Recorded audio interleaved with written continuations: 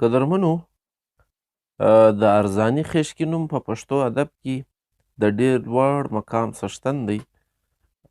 د ده د ژوند، د ده د زوکړې، د ده د زوکړې د ځای، د ده د مړینې په دې اړه باندې زموږ په ادبیاتو کې بېلابېلې څېړنې سوي دي او تر ټولو خوندوره څېړنه چې ده هغه ډاکټر پرویز مهجور خشکي صاحب وړاندې کړې ده چې کله د ده کلیات مرتب کوي نو د دا ټولو څېړونکو چې کومې رایې دي هغه یې مخته ایښي دي، بیا یې یو داسې خپله رایه ورباندې وړاندې کړې ده.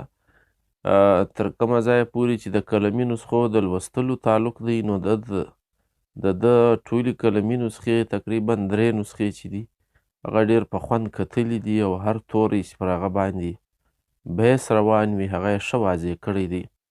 مثلا د ده نوم چې دی زموږ په ادبیاتو کې محمد عزیز یاد سوی دی، وزیر یاد سوی دی او دغه رنګه څېړونکو خپل دلایل وړاندې کړي دي، بلکې د دغه ارزاني خشکي خپل شعرونه وړاندې کړي دي.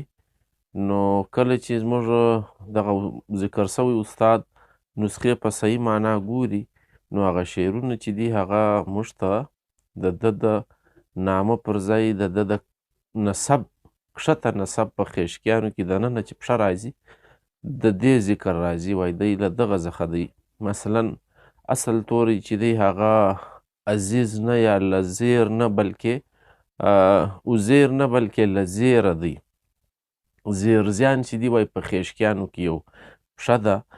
نو دغه رنګه زموږ ډېرو استادانو چې دي د ده نوم چې دی دغه رنګه راوړی دی. که زه تاسو ته یو کاونټ کم نو خبره به ډېره اوږده شي. داسې خاص نکتې په دې کې همیش خلیل صاحب، قلندر مومند صاحب دا د ده نوم چې دی عزیز یاد کړی دی، چا بیا په قبیله باندې عزیزی یاد کړی دی او هیوادمل صاحب خو په خپل کتاب کې لیکلی دی چې دی د ده نوم ارزاني دی، لیکن داخلي شهادتونه چې دي هغه هم د دې خبرې رد کوي ځکه چې دی خپله وایي چې ارزاني زما تخلص دی. محمد عزیز چې دی دا بیا قاضي صاحب راوړی دی، عبدالعلیم اثر چې نوم و.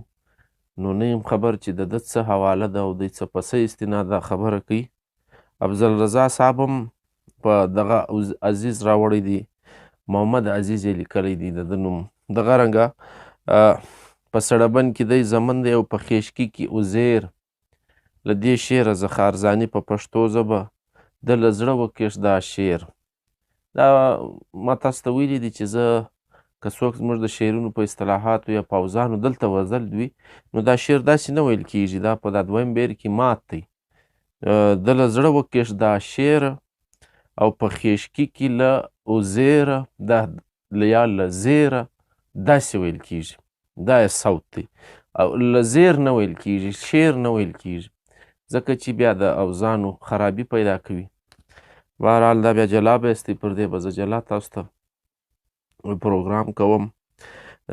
ارزاني صاحب چې خپل نوم په خپل کتاب کې څه نمونه راوړی دی هغه دی خپله وایي چې کښې له خپله تخلصه نو د ارزاني تخلص دی او د پخې څېړنې په رڼا کې چې تر کومه ځایه پورې موږ ته د ده د نسخو درک لګېدلی دی نو د ده نوم نه دی څرګند بلکې دی په تخلص باندې زموږ په ادبیاتو کې ژوندی دی، په کام خیشکی دی، په خیشکي کې دننه زمن او زیرزی دی.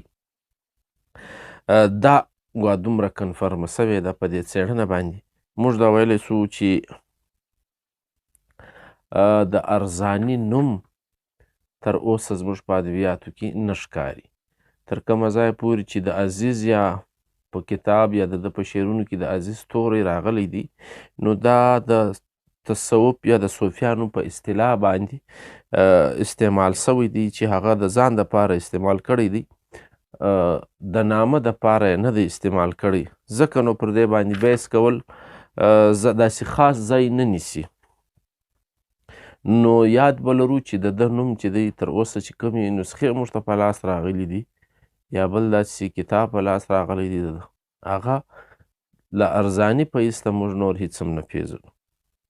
دی چیرې زوکړی و او د استوګي ځای چې دی دا یې څه و، دا خو دا خوند درویزه وایي چې له هندوستانه راغلی و. نو په هغه زمانه کې هندوستان او زموږ کتابونه وایي چې دی خیشکی پښتون و، د کسور اوسېدونکی و. کسور ښار چې و هغه بابر باچا و خیشکیانو پښتنو ته د ابراهیم لودي خلاف چې د ده ملګري وو په سیله کې په جاګیر کې و خیشکیانو پښتنو ته ورکړی و. نو د ده د زوکړې ځای چې دی کتابونه ولایت نومي ځای یاد سوی دی. ولایت کم ځای دی؟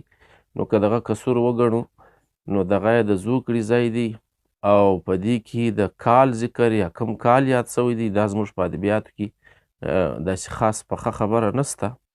داسې اندازه لګېدلې ده مثلا په اپریل 1526 کې یعنی 912 قمري کال کې ابراهیم لودي چې دی دا له باچۍ څخه راغورځول سوی دی او ځای بابر نیولی دی او د بابر په فوج کې دا خیشکي پښتانه چې دي دا سته. نو داسې 2-3 کاله اندازن مهجور صاحب وایي که سړی ورته وټاکي نو موږ به وایي چې له 1526 څخه چې 3 کاله وباسو نو 1523 ورته ویلی سو چې 990 قمري کال ځینې جوړیږي. دا اټکلي خبره ده. دا د ارزاني د زوکړي کال چې دی زموږ په ادبیاتو کې ذکر سوی دی. له دې په ایسته چې دی بل داسې مستند او کلکه خبر نسته. استوګنه چې ده هغه خو دغه د کسور نومي سیمې ده. که څه هم بیا چې دی نور چیرې پاته سوی دی په دې اړه باندې د روښانیانو کتابونه حالنامه وایي چې دی د مورید او د خلیفه په توګه د هندوستان د عامو خلکو د تبلیغ دپاره هغه د حق لارې د رابللو دپاره دی تللی دی. یعنی کسور ته نه دی لیږل سوی بلکې هندوستان ته لیږل سوی دی. نو دغه د ده د سکونت ځای موږ ښوولی سو. که دی په کسور کې پیدا سوی دی بیا راغلی دی د پیروشان په موریدي کې وخت تیر کړی دی. څومره زده کړه یې کړې ده، څه یې ویلي دي، څوک یې استادان دي، په دې اړه باندې هم بیا له موږ سره داسې خاص دلایل نسته. لیکن د ده له کتابه څخه د ده له رسالې څخه د ده له کلیاته څخه موږ دا په کلکه ویلی سو چې د قرآن و حدیث ډېر ښه لوی عالم دی، د نجوم لوی عالم دی، د فلسفې لوی عالم دی. نو ښکاره خبره ده چې دا کتابونه د په دا خپله سیمه کې پر یو چا لوستي دي او د تصوف او عرفان له لارې د پیروشان په موریدي کې د خلیفه تر درجې پورې رسېدلی دی. نو دا هم یو لویه عهده ده او دا د هر چا په برخه نه ده راغلې په هغه زمانه کې چې هر پیر چاته دومره لوړه رتبه ورکوي نو د هغه علمي صلاحیت چې دی هغه څرګند وي. د پنجاب د کسور اوسېدونکی خو نو کتابونو ذکر کړی دی چې دا د ده ځای دی او دا هلته اوسېږي. د ده د علمي صلاحیت د ده د پوهنې اعتراف چې دی هغه د دوی مخالف اخوند درویزه په خپله کړی دی. تر دغه حاله پورې وایي چې دا دومره زیرک او پوه انسان و چې د پیرروشان په خیر البیان کې هم لاس لرلی دی. یعنی دا کتاب هغه په ګډه ورسره لیکلی دی.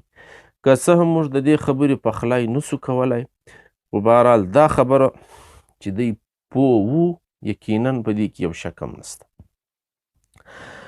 زموږ په ادبیاتو کې عبدالعلیم اثر صاحب چې دی هغه د ده د استوګي ځای چې دی جونپور د ارزن محلې اوسېدونکی دی ښیي.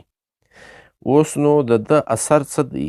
تاریخ جونپور څخه خیشکي صاحب وایي، مهجور خیشکي صاحب چې دا د اخستی دی، دا د ده د ماخذ دی او په دې کې بیا وایي د دې خبرې پخلی نه کیږي چې زموږ ارزاني دی په جونپور کې اوسېدلی وي او کم چې هغه موږ ته لاسته راغلي شهادتونه دي هغه د دې خبرې نور هم رد کوي. نو لحاظه د ده د ځای داسې پوخ درک چې دی هغه نه دی لګېدلی. کسور کې زوکړی د پیروشان سره په کانګورم وزیرستان او په تیرا کې اوسېدلی، بیا بیرته باچا له تللی، بیا هندوستان کې پاته سوی دی. نو بیا دارنګه موږ د ده د مړینې پر کال باندې هم غږېدلی سو. زده کړه خو ما درته وویل چې د ده زده کړه چې ده هغه د ده داسې د استاد ذکر، داسې د کتابونو د علم ذکر چې دی دا داسې پوخ نه دی راغلی، لیکن د ده له لیکه څخه د ده له ویناو څخه د ده صلاحیت چې دی هغه ډېر لوړ دی. موږ د ده علم، د ده پوهنه د ده له لیکه معلومو. نو په دې کې شک هم نسته چې د خپل وخت ښه عالم او فاضل سړی دی. د فلکیاتو چې کومه مطالعه لري په هغه باندې هم د ډېر شعرونه ویلي دي. دا فلک دایم په رقص، کله ساد کله نس، ساد نس په خپل بخت سي، څوک دې نه که سره بیس. د فلک ګرځید په پیش دی، څوک یې هس شي څوک یې هیڅ دی. دا برج ستوري اندازه وي، د هر چا قدر پر خپل میچ دی. د فلک چې ګردا نوم دی، د ستارو باندې هجوم دی. د فلک په کار پوهیږي چې یې لوستی خپل نجوم دی. دا د ده په شعرونو کې یا د ده په دیوان کې د فلکیاتو په اړه باندې لیکنې سته. د ده مخالف خو د دې خبرې اعتراف کوي چې دی لوی عالم دی، په دې کې شک هم نسته. نو داسې د ده د زده کړې کنفرمه موږ نسو ویلی چې د کم کتابونه او چیرې په چا باندې ویلي وو. دا د زموږ ادبیات چې دي په دې اړه باندې څه نه لري. د مړینې کال چې دی، د ارزاني خشکي د مړینې کال چې دی، د ده له دیوانه څخه خو دا موږ ته معلومېږي تر 1009 قمري پورې، تر 1010 قمري پورې دی ژوندی دی، دی دیوان لیکي، دی شعر لیکي او په هغه کې کال ذکر کوي. نو لہذا موږ د ده تر 1010 پورې خو د ده ژوند یقیني ګڼلی سو. نور پر مخ باندې په اولیاء کسور نومي کتاب کې محمد شفیع صاحب لیکلی دی چې دی په ولایت کې مړ دی او ریشخ دی، لیکن د دې خبرې چې دی بیا پخلی نه کیږي، ځکه چې کوم استناد یا سندونه موږ ته لاسته راغلي دي هغه د دغه خبرې رد کوي او داسې پخه خبره موږ نسو ورته ویلی. نو تر 1010 پورې خدای له شکه وتلی ژوندی دی. کله چې په 2002 یا 3 کې د BBC لخوا یو څېړنه کیږي، نو په هغه کې د عبدالخالق رشید پر لارښوونه باندې صفیه علیم چې ده دا څېړنه کوي. د بهار صوبې پټنه ښار کې یو قبر، یو کتبه د تر ښوول سوې ده یا دې ته ښوول سوې ده چې په هغه د ارزاني قبر دی، مزار دی، او پر هغه باندې د مړینې کال چې دی 1028 قمري لیک دی.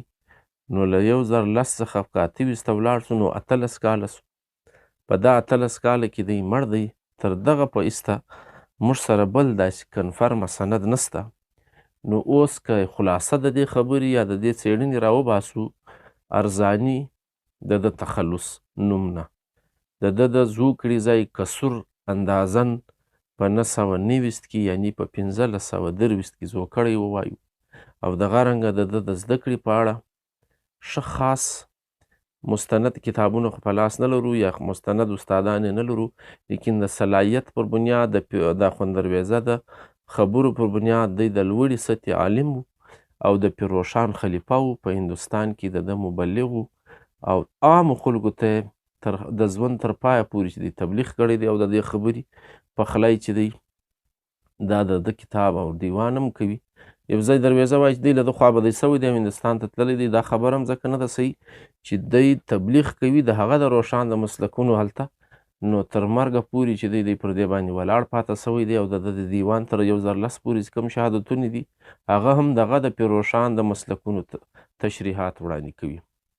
ځای او ځایګی دا که موږ وڅېړو نو کسور، کانیګرم، تیرا او له ده سره ملګری، بیا هندوستان، بیا اکبر باچا، بیا دغه بهار د پټنه علاقه که ورته ووایو نو د هلته پاته سوی دی.